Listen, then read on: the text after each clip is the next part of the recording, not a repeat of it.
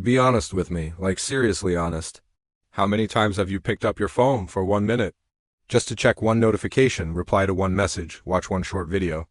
And then suddenly you look up and an entire hour is gone? Not 10 minutes? Not 20 minutes? A whole hour.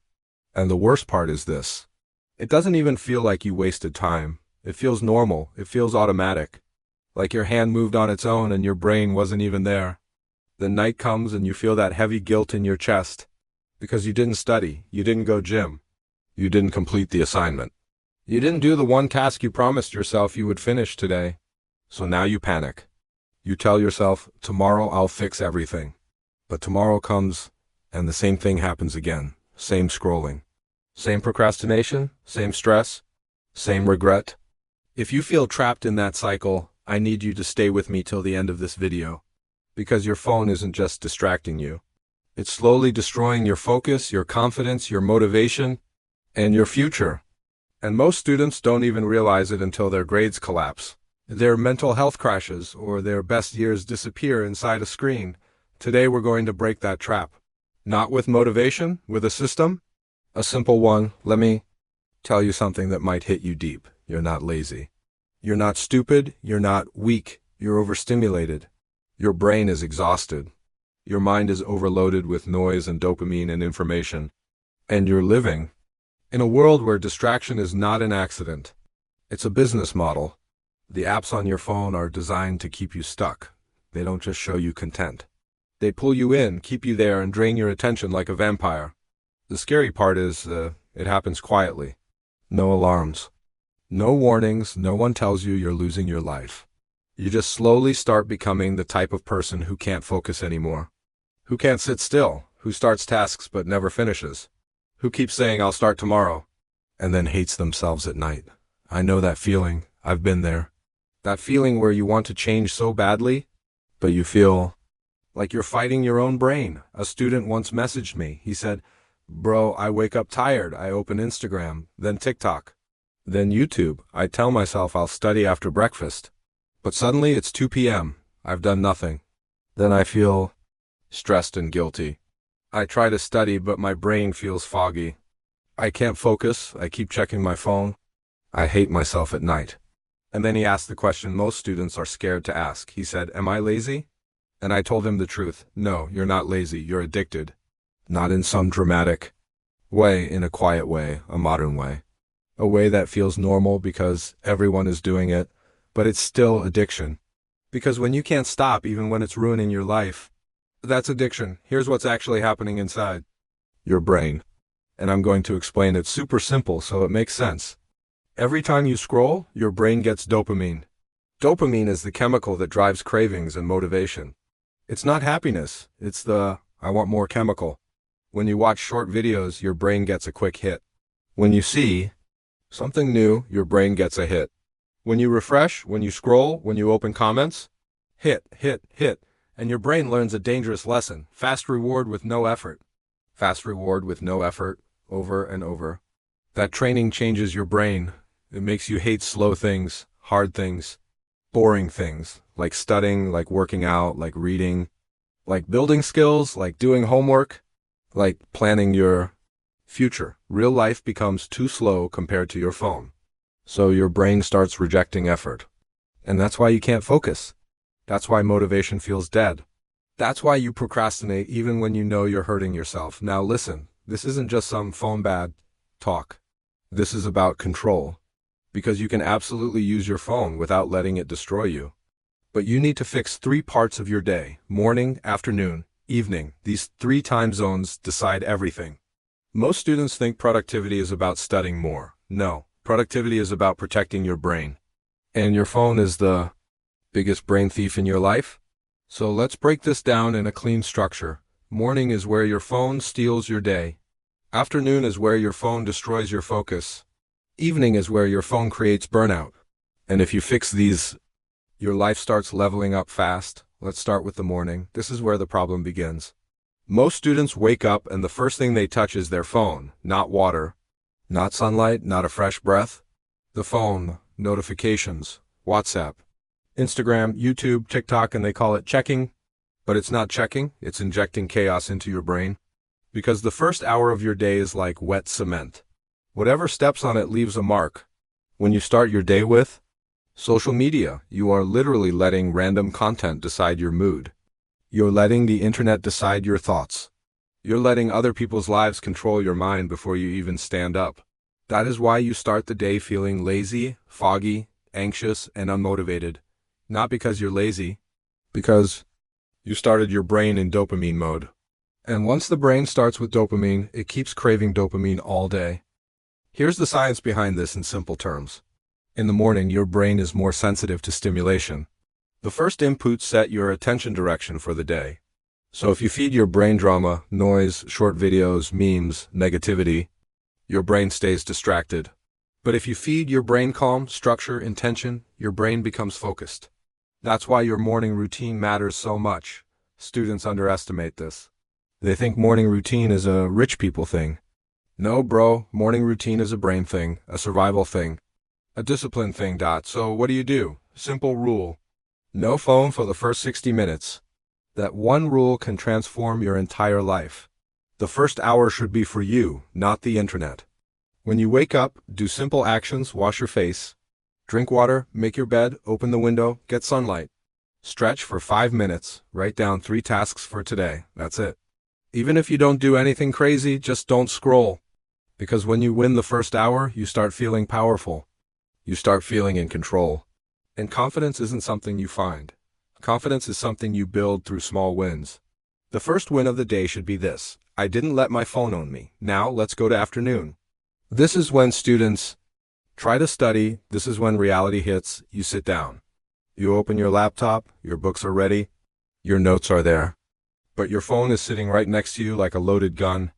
And every few minutes you check it, just one notification, just one message, just a quick scroll, and that kills deep focus.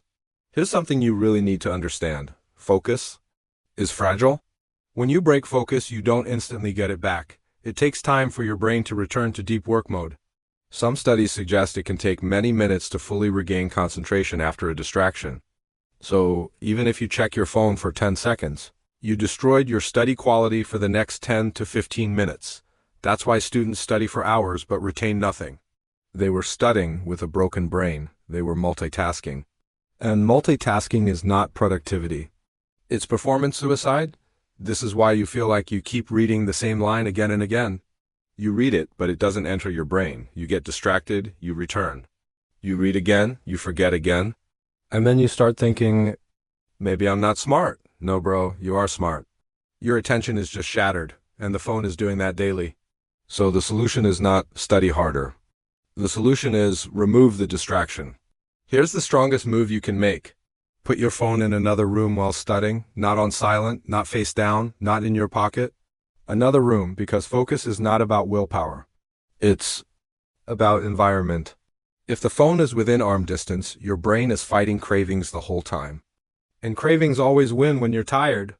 You can't fight biology forever, so don't fight it, outsmart it. Design your environment. Create focus jail. Phone goes in drawer. Phone goes in bag. Phone goes outside the room. Then use a timer, 45 minutes study, 10 minutes break. During break, you can check messages, but not scroll. This method works because it gives your brain structure and reward without addiction. Now let's talk about evening. Evening is where students break down. This is where burnout is born.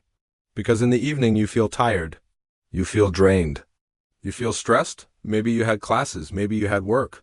Maybe your day felt messy. So you tell yourself, I deserve a break. And what do? You scroll for hours. You call it relaxation. But it's not relaxation. It's stimulation. It's dopamine overdose. Your brain doesn't recover from scrolling. It gets more tired. Your nervous system becomes more active. Your mind becomes noisy. And then you go to bed late. You sleep late. Your sleep quality drops. You wake up tired. And now the next day you're even more addicted because you have less energy. And this is how burnout happens. Students think burnout comes from studying too much. Sometimes yes. But most of the time, burnout comes from studying too little and scrolling too much, because your brain never rests. Your body never fully recovers. And your mind stays in chaos. Let me say something that will make you feel understood. If you feel like your life is slipping, if you feel like you're wasting time, If you feel like you have potential but you can't use it, you're not alone. You're not the only one fighting this. Many students are silently suffering. They don't talk about it. They just say, "I'm tired."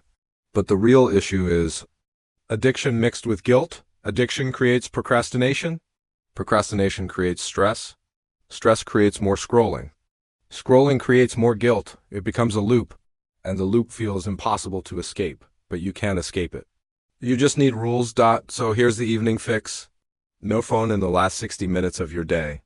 That last hour decides your sleep, and your sleep decides your life. If you want better focus, you need better sleep. If you want motivation, you need energy. If you want discipline, you need a brain that isn't exhausted. So stop stimulating your brain before bed. Replace scrolling with a wind-down ritual. Shower, journal 2 lines. Prepare clothes for tomorrow. Read 2 pages. Listen to calm audio. The goal is not to become perfect. The goal is to become consistent. And here's the biggest hack. Charge your phone outside your room. Because if your phone is next to your bed, you will lose. Not because you're weak, because you're human. The easiest way to beat temptation is distance. Now let's shift into mindset, because habits without mindset don't last. You need to understand what your phone really is. Your phone is not entertainment, it's a trade. Every time you open it, you are trading something valuable for content. You trade time for dopamine. You trade focus for stimulation. You trade peace for noise. You trade future progress for comfort. And the question is it worth it? Because in 1 year, you could become unrecognizable. You could be fitter, smarter, calmer, more disciplined, more skilled. But you can't build that version of yourself while you're addicted to distraction. The most successful students aren't the smartest. They're the most focused. They can sit down and do what needs to be done even when it's boring, and focus is becoming rare. Which means if you master focus, you become dangerous in a good way. You become unstoppable. Here's the identity shift you must make. Stop saying, "I'm trying to reduce screen time." That sounds weak. That sounds like you're negotiating with addiction. Instead say, "I'm the type of person who controls my phone." That sentence is powerful, because identity controls behavior. When you see yourself as someone disciplined, you act disciplined. When you see yourself as someone who is trying, you keep failing. So stop trying, start deciding, decide who you are. Then behave like it. Now let me give you a simple 7-day challenge. This is the part where your life can actually change. 7 days. Not 30. Not 107. Do these 3 rules for 7 days. No phone for 60 minutes. No phone last 60 minutes. Phone in another room while studying. That's it. If you do this, your brain will start resetting. Your focus will return. Your anxiety will drop. Your confidence will rise. And you will start feeling something you haven't felt in a long time. Control. And control is the foundation of self-improvement. Because when you control your attention, you control your habits. When you control your habits, you control your life. I want to end with something real. Your phone is not evil. But it is powerful. And if you don't control it, it will control you. You will blink and your best years will be gone. Not because you failed. Not because you weren't talented, but because you were distracted. So stop waiting for motivation. Motivation comes after action. Start with rules. Start with systems. Start small. Build discipline. Every time you resist the urge to scroll, you're not just saving time. You're building character. You're building self-respect. You're telling your brain, "I'm the boss." And that's how people level up. If this video helped you, hit like, subscribe for more self-improvement and student productivity videos. And share this with a friend who's always stressed, always scrolling, always saying, "I'll start tomorrow." And comment, "Lock in," if you're serious about taking your life back. Now put the phone down and go level up daily.